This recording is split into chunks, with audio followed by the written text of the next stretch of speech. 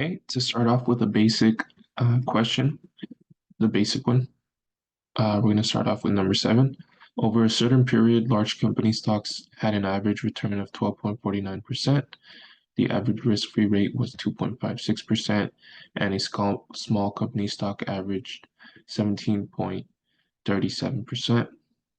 What was the risk premium on a small company stock for this period? So we're going to go ahead and disregard the first part because that has nothing to do with the question. We're focusing on a small company. Here, as we know, the equation to find the risk premium, we're going to have to subtract the risk-free rate from the average company stock.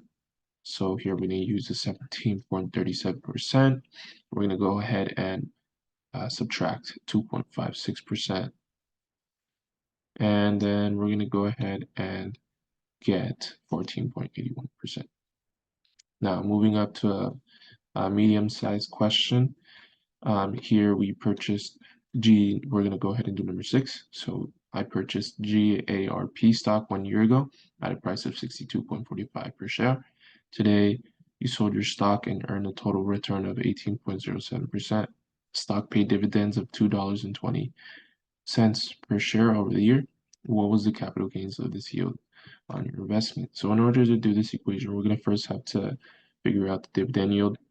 And to do that, we're going to have to get the stock paid dividend per share, which is $2.20. And we're going to divide that by the stock 1 year ago, the price 1 year ago per share, which is 62.45. And then we're going to get a dividend yield of 3.52%. Now with that, we're going to go ahead and calculate capital gains yield, which is the equation, the question at hand, right? So to do that, we're going to use the total return that we got, which is 18.07%. We're going to subtract the dividend yield, 3.52, and we're going to get 14.55 capital gain yield on our investment.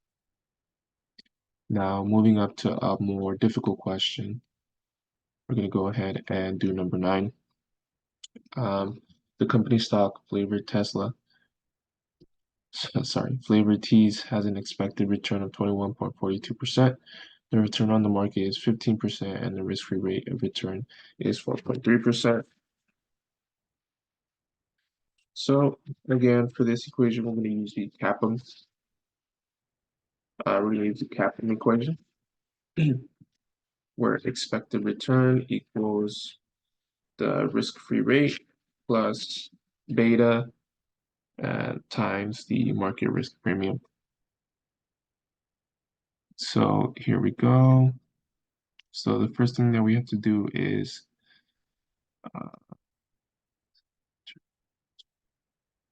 percent.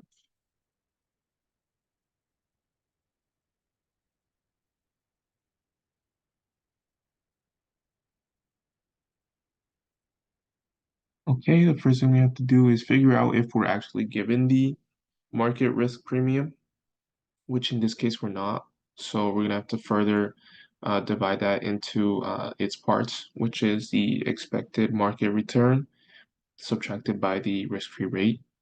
So we are given the return of 15%. So we're gonna go ahead and start off with the equation. Expected return is gonna equal first the risk-free rate,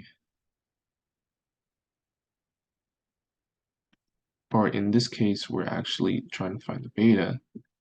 So in this case, we're given the expected return of 21.42 is going to equal the risk-free rate of 4.3% plus beta symbol, because that's what we're going to be calculating. And then in parentheses, we're going to go ahead and subtract the risk-free rate from the return on the market of 15%. So that in parentheses is going to equal our market risk premium. We're going to go ahead and input all the information. We're going to end up with beta is going to equal 1.6. And that concludes video assignment number 5.